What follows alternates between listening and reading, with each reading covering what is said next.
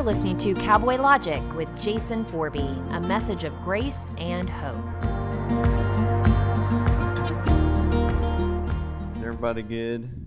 We had this prayer that we might see ourselves the way God sees us. That we might see ourselves the way God sees us. That we might see ourselves for who we really are. Because the way we see ourselves has a direct impact on our experience in life. Right? We took that story, the Hebrews that came out of Egypt, right? They were slaves, and God sent Moses down there to tell Pharaoh, let my people go. And God said, I want you to lead them over into the promised land, right? The promised land was a place that God had for them to live blessed, houses they didn't build, drink from wells they didn't dig, all that. And so God had a quality of life for them that they did not experience. Now, the promised land's not a picture of heaven someday. Religion said, oh, can't wait to get over yonder. Oh, Beulah land, we're going to get there someday. The promised land is not a picture of heaven. If the promised land was a picture of heaven, there wouldn't be giants in the land. There wouldn't be territory to take over. There wouldn't be enemy occupying their stuff, right? It's actually a picture of the kind of life that God intends for us to have in the here and now.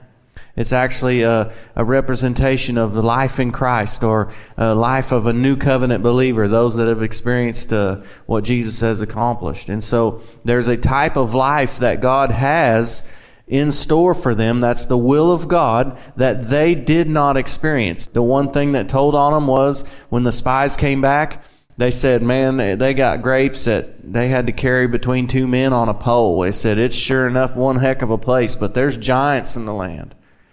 And we're like grasshoppers in our own sight. And so we were in their sight. That's what they said. We're like grasshoppers. So the way they saw themselves has a direct tie to what they experienced in life. They died in the wilderness getting bit by snakes instead of experiencing the kind of life that God had intended for them. Come on, you with me? You see, so our prayer was for the last few weeks, I don't even remember now, but man, I want to see myself the way God sees me. I want to see myself the way God sees me. And so it's a big deal, and it's like that's our journey, really. It's maybe a process at times, but I saw this verse of 3 John. 3 John said, brothers, I would that you prosper and be in good health, even as your soul prospers. I want you to be in good health and prosper, even as your soul prospers.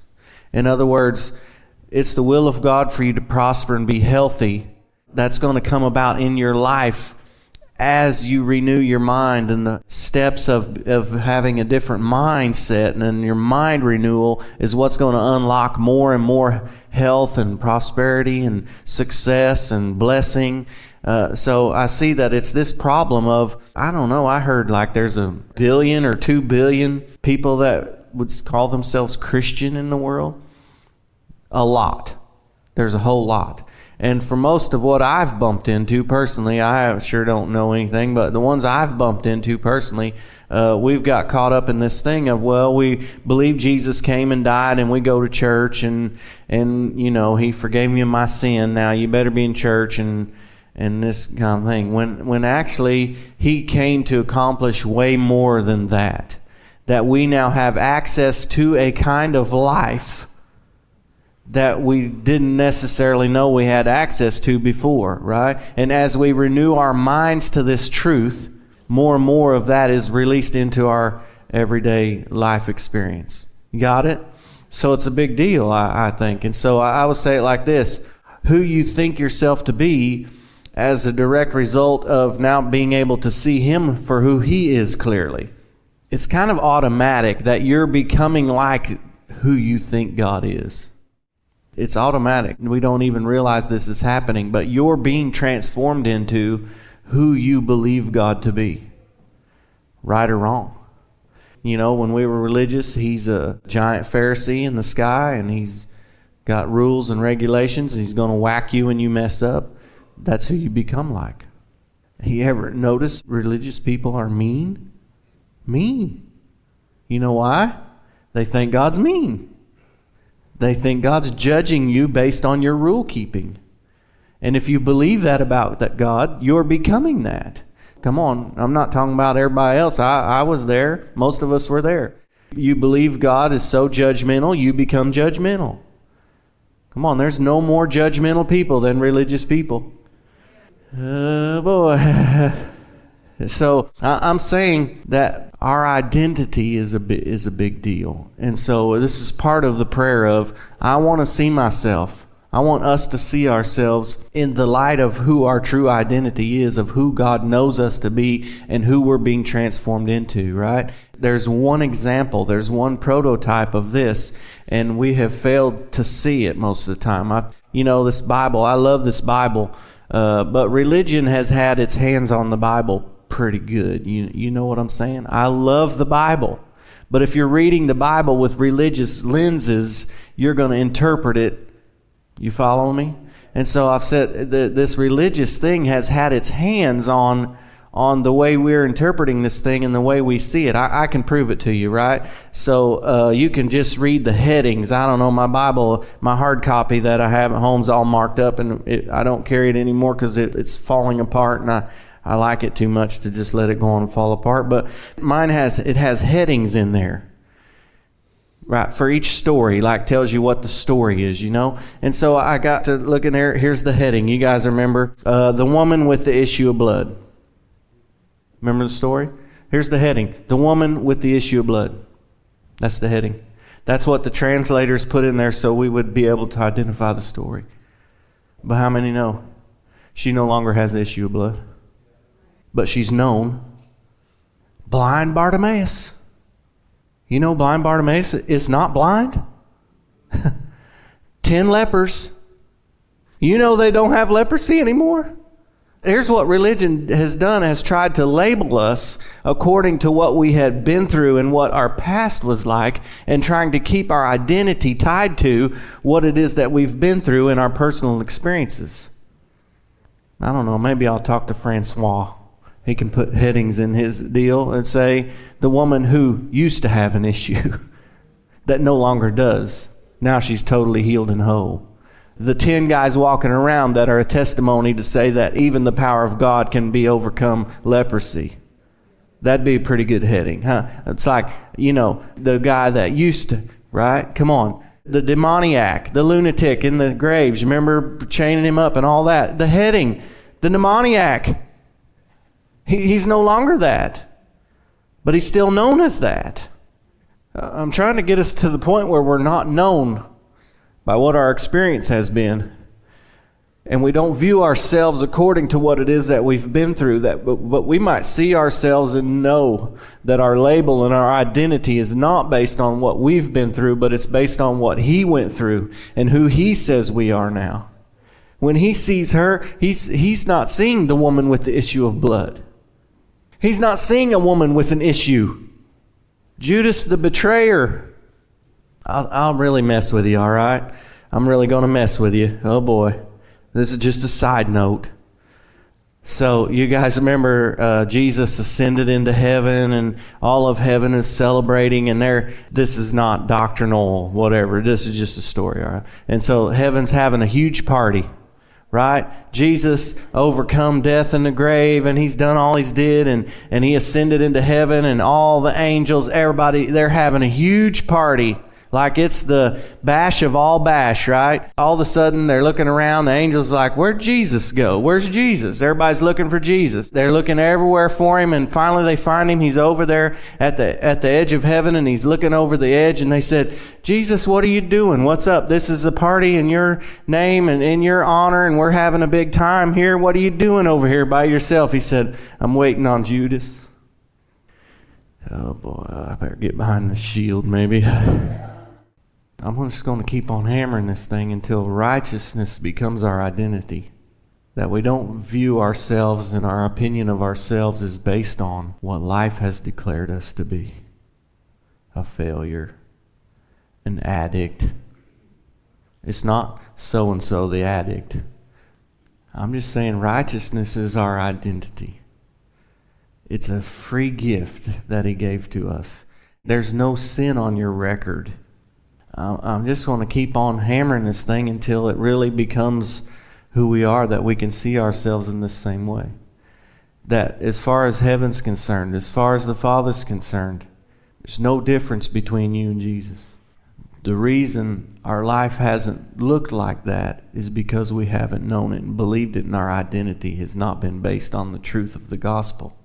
Our identity has been based on what we've been through and what our experience has been. I'm just saying, when you get the correct gospel going and your true identity of who He has accomplished and has given to us, you can be, believe in Jesus, call yourself a Christian and all that stuff. But what really needs to happen is change sources. One of the meanings of Father, all right, you ready? One of the meanings of Father is your source, the seed that you came forth from. You got what I'm saying? It's your source. This is why Jesus would say you need to be born again. What's He saying? You need to realize you have a new Father and your source has now changed. What's happened is what we're living in now is we believed in Jesus, we go to church, we can say we're a Christian, we prayed the prayer, we're getting revelation and all that, but we can do all that and still not know that we're no longer tied to Adam as our source. What Adam accomplished has been cut off from our life. He's no longer our Father. We now have a new Father. We've come forth now from a different seed, but we haven't known that, and so our identity is based on being born of Adam instead of being born of Christ. Come on, Jesus would say, you're of your father the devil. Remember He said that to the Pharisees? What's He saying? The seed in you is the law, the strength of sin is the law, and therefore you're producing death. Because you're still tied to Adam, and the wages of sin is death. And because that's what you're connected to, you're producing death.